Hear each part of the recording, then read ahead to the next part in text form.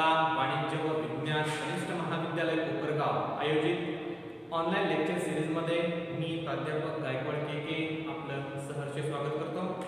विद्यार्थी मित्रांनो, फिटनेसची कार्यपद्धती या विषयाअंतर्गत आपण फिटनेसची वैशिष्ट्ये त्याचबरोबर फिटनेसचे महत्त्व यावरती मागील तासाला चर्चा केलेली आहे।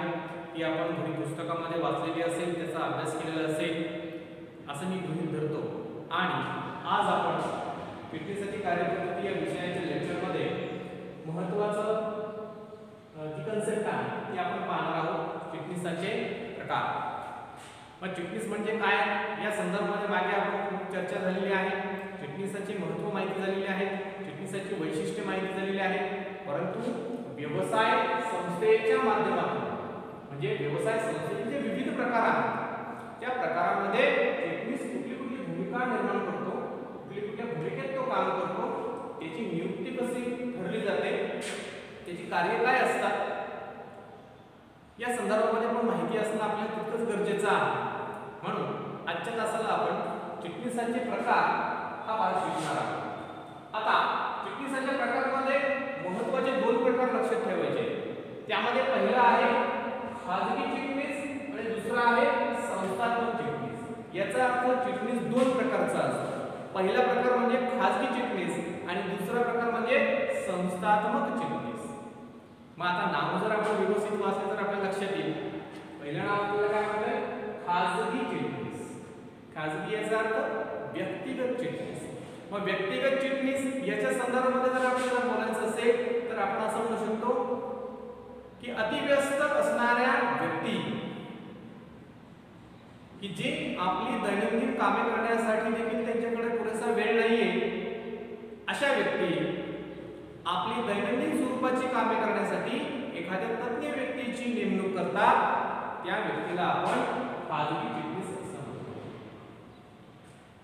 मग आता दैनंदिन ज्या काही व्यवहार आहेत, मग बँकेशी असेल, विविध अधिकाऱ्यांशी असेल, व्यवसाय संदर्भातली असेल, घरगुती असेल, अशा अनेक प्रकारच्या कामाच्या संदर्भामध्ये आपण जर विचार केला तर काही अशा व्यक्ती आहेत की ते अतिव्यस्त आहेत, की ज्यांना कामामधून वेळ मिळत नाही की त्यांची दैनंदिन कामं ते करू शकतील। म्हणून अशा वेळेला अशा ज्या व्यक्ती आहेत ज्या अतिव्यस्त आहेत, कार्यप्रवृत्त आहेत, अशा व्यक्ती खाजगी फिटनेसची नियुक्ती करतात। मग याच्यात आपलं उदाहरण द्यायचं ठरलं तर सांगता येईल की डॉक्टर्स असतील, इंजिनियर असतील, नेता असेल, अभिनेता असेल किंवा राजकीय पुढारी असतील, अशा ज्या व्यक्ती आहेत की ज्या सतत व्यस्त असतात आणि त्यांना त्यांची खाजगी कामे करण्यास वेळ मिळत नाही, अशा वेळी त्यांची खाजगी दैनंदिन कामे करण्यासाठी कोणीतरी व्यक्ती, हुशार व्यक्ती असला पाहिजे की ज्याने त्यांची दैनंदिन कामे न चुकता सांगितल्याप्रमाणे केली पाहिजे, असा व्यक्ती ते नियुक्त करतात, त्याला आपण खाजगी फिटनेस असं म्हणतो। असा याचा साधा आणि सोपा अर्थ आहे। म्हणून खाजगी व्यक्तीकडून नियुक्त केला जाणारा फिटनेस म्हणजे खाजगी फिटनेस। आणि मग त्याच्या उदाहरणामध्ये आपल्याला या व्यक्तींची नावं सांगता येतील। आता दुसरा महत्त्वाचा जो प्रकार आहे संस्थात्मक फिटनेस। मग याच्या अर्थावरून आपल्याला समजेल जसं खाजगी व्यक्तीने नियुक्त केलेला व्यक्ती हा खाजगी फिटनेस असतो, त्याचप्रमाणे संस्थेने नियुक्त केलेला व्यक्ती म्हणजे संस्थात्मक फिटनेस असतो। आता संस्थेचे काही प्रकार आपल्याला या ठिकाणी सांगता येतील। त्यामध्ये पहिले सांगितलेलं आहे आपल्याला नफा हेतू नसलेल्या संस्थेचा फिटनेस। याचा अर्थ नफा विरहित संस्थेचा फिटनेस। मग कंपनीच्या बाबतीमध्ये आपल्याला माहिती आहे की कुठलीही कंपनी स्थापन झाली की तिचा मुख्य हेतू काय असतो? तो अर्न प्रॉफिट, नफा मिळवायचा आहे। परंतु त्याचा सेकंड पार्ट पण आपल्याला माहिती असणं गरजेचं आहे की काही संस्था या नफा कमवण्यासाठी स्थापन झालेल्या नसतात, तर सेवा देण्यासाठी स्थापन झालेल्या असतात। ज्या संस्था नफा न कमवण्याच्या उद्देशाने स्थापन झालेल्या असतात त्या सर्व सेवाभावी संस्था असतात। त्याच्यामध्ये आपल्याला सांगतो की आपली शाळा असेल, महाविद्यालय असेल, ग्रंथालय असेल, सरकारी हॉस्पिटल्स असतील किंवा कुठलीही धर्मदाय संस्था असेल, त्या सर्व काय आहेत या नफ्याचा हेतू नसलेल्या संस्था आहेत। आता याच्यामध्ये नफा कमवणे हा उद्देश जरी नसला तरी उत्पन्न मात्र मिळत असतं। ते उत्पन्नाचे विविध मार्ग आहेत जे आपण अकाउंटन्सीमध्ये शिकणार आहोत। परंतु ही एक संस्था आहे याचा अर्थ तिथं उत्पन्न, नफा, तोटा किंवा पेमेंट्स या गोष्टी असणार आहेत.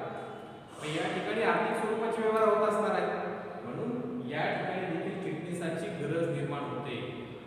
पण चिटणीस काय करणार आहे तर या नफा नसलेल्या संस्थेच्या प्रशासनासंदर्भातली तो काम करणार आहे. मग याच्या पात्रतेच्या संदर्भामध्ये जर आपण चर्चा केली लक्ष देईल की नफ्याचा हेतू नसलेल्या संस्थेच्या चिटणीसाची पात्रता काय असली पाहिजे तर कंपनी कायद्यामध्ये याची अशी निश्चित पात्रता दिलेली नाही. तो व्यवस्थापन समितीकडून नियुक्त केलेला एक पगारी नोकर असू शकतो. मग तो अर्ध वेळ असेल किंवा पूर्ण वेळ असेल. जशी संस्था असेल त्याप्रमाणे त्याची नियुक्ती होईल. संस्था जर छोट्या प्रमाणात असेल तर तो अर्ध वेळ असेल आणि संस्था जर मोठ्या प्रमाणात असेल तर तो पूर्ण वेळ चिटणीस म्हणून काम करणार आहे. म्हणून संस्थात्मक चिटणीसामध्ये पहिला प्रकार लक्षात घ्या नफा हेतू नसलेल्या संस्थेचा चिटणीस. दुसरा आपल्याला सांगते सहकारी संस्थेचा चिटणीस. मग आता सहकारी संस्था आपल्याला माहिती आहे. सहकारी संस्था कायदा 1960 अंतर्गत स्थापन होणाऱ्या सगळ्या संस्था या सहकारी संस्था असतात. त्याचं आपल्याला ब्रीद वाक्य सांगता येईल एकमेका सहाय्य करून अवधे धरून सुपंथ असं त्याचं ब्रीद वाक्य आहे. याचा अर्थ एकमेकांना सहकार्य करण्याच्या भावनेने स्थापन झालेल्या ज्या संस्था असतात त्याला आपण सहकारी संस्था असं म्हणतो. त्यामध्ये आपल्याला उदाहरण देता येईल की सहकारी बँका आहे, सहकारी गृहनिर्माण संस्था आहे किंवा सहकारी ग्राहक संस्था आहे. या सर्व सहकारी वृत्तीने किंवा सामान्य जनतेला सहकार्य मिळावं या दृष्टिकोनातून स्थापन झालेल्या असतात. या संस्थात देखील चिटणीस हा महत्त्वाची भूमिका निभावत असतो. याच्या संदर्भात जर आपल्याला पात्रता सांगायची असेल तर सहकारी संस्थेच्या बाबतीमध्ये कुठलीही निश्चित अशी पात्रता दिलेली नाही. चिटणीसाचं एज्युकेशन काय असलं पाहिजे साधारण त्याला फक्त कायद्याचं ज्ञान असणं, संगणकाचं ज्ञान असणं, त्याचबरोबर सहकारी कायद्याचं ज्ञान असणं एवढं जरी त्याला माहिती असेल तरी तो त्या सहकारी संस्थेचा चिटणीस म्हणून काम करू शकणार आहे. हा एक प्रकार आपल्याला लक्षात ठेवणं तेवढंच गरजेचं आहे. पुढचा प्रकार आहे संयुक्त स्कंध प्रमंडळाचा चिटणीस. स्कंध म्हणजे साठा, संयुक्त एकत्रित याला आपण कंपनी असेही म्हणतो. म्हणजे कंपनी व्यवस्थापनामधला हा महत्त्वाचा कंपनी हा एक प्रकार आपल्याला या ठिकाणी सांगता येईल की कंपनीचा चिटणीस हा कंपनीच्या संदर्भामध्ये प्रशासकीय अधिकाऱ्याच्या भूमिकेमध्ये असणार आहे. व्यवस्थापन आणि कर्मचाऱ्यांमधला जो दुवा असणार आहे. सरकारी धोरण, बदलणारे टॅक्सेस किंवा बदलणारे नियम याचं ज्ञान असणारा तो विधीचा अधिकारी असणार आहे, कायद्याचा अधिकारी असणार आहे असं आपण त्याला या ठिकाणी म्हणू शकतो. म्हणून संयुक्त स्कंध प्रमंडळाचा चिटणीस जर एखाद्या व्यक्तीला व्हायचं असेल तर त्याची पात्रता काय असणार आहे तर अशा कंपनीमध्ये काम करणाऱ्या चिटणीसाची पात्रता कंपनी कायदा 1956 अंतर्गत सुधारित कायदा कंपनी 2013 याच्या अंतर्गत दिलेली पात्रता त्याने धारण करणं गरजेचं आहे. त्याशिवाय तो त्या व्यवसाय संस्थेचा चिटणीस म्हणून काम करू शकणार नाही असं आपण म्हणू शकतो. त्यातल्या त्यात institute of company secretaries of India म्हणजे ICSI चा तो सभासद असणं गरजेचं आहे. म्हणजे कंपनी कायद्याने त्याला पात्रता निश्चित करून दिलेलीच आहे. त्याचबरोबर तो ICSI चा पण सदस्य असला पाहिजे. ICS म्हणजे काय institute of company secretaries of India या संस्थेचा तो सेवक असणं महत्त्वाचं आहे. ही महत्त्वाची माहिती लक्षात ठेवून या संदर्भामध्ये महत्त्वाची आहे. आणि शेवटचं आपल्याला सांगते सरकारी खात्याचा चिटणीस. आता सरकारी जी खाती आहेत त्या संदर्भामध्ये आपल्याला माहिती आहे की विविध प्रकारची खाती आपल्याला सांगतील. अर्थ खातं आहे, संरक्षण खातं आहे, गृहनिर्माण खातं आहे. म्हणजेच केंद्र सरकार आणि राज्य सरकार यांच्या अंतर्गत येणारे जेवढे खाते आहेत त्या सर्वांच्या खात्याच्या संदर्भामध्ये चिटणीस नियुक्त केले जातात. आता याच्या पात्रतेच्या बाबतीमध्ये आपल्याला महत्त्वाचं लक्षात ठेवणं गरजेचं आहे की सरकारी खात्याचा चिटणीस कोण होऊ शकेल जो व्यक्ती सिव्हिल सर्व्हिसेसची परीक्षा पास झालेला असतो ज्याला आपण IAS असे म्हणतो. म्हणजे भारतीय प्रशासकीय सेवा त्या लोकसेवा आयोगाच्या परीक्षा असतात. त्या लोकसेवा आयोगाच्या परीक्षा उत्तीर्ण होणारा व्यक्तीच हा सरकारी खात्याचा चिटणीस म्हणून काम करू शकतो. म्हणून हा एक प्रकार लक्षात ठेवणं गरजेचं आहे. पण आपल्याला साधारणतः ओव्हरऑल असं लक्षात ठेवता येईल की चिटणीसाचे मुख्यतः दोन प्रकार आहेत, खाजगी चिटणीस आणि संस्थात्मक चिटणीस.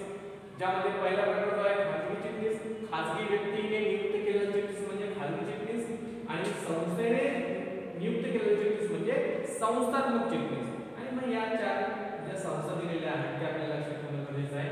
नफ्याचा नियम असलेले चिटणीस, सहकारी संस्थेचा चिटणीस, संयुक्त स्कंध मंडळाचा चिटणीस आणि सरकारी खात्याचा चिटणीस. ठीक आहे. मग आजच्या तासाला आपण चिटणीसाचे प्रकार जे आहेत त्यावर चर्चा केली. निश्चितच तुम्हाला आजचं लेक्चर समजलं असेल अशी अपेक्षा करतो. जर लेक्चर संदर्भामध्ये काही अडचणी वाटत असेल तर मला कमेंट बॉक्समध्ये सांगा, मी ते सोडवण्याचा निश्चित प्रयत्न करेन.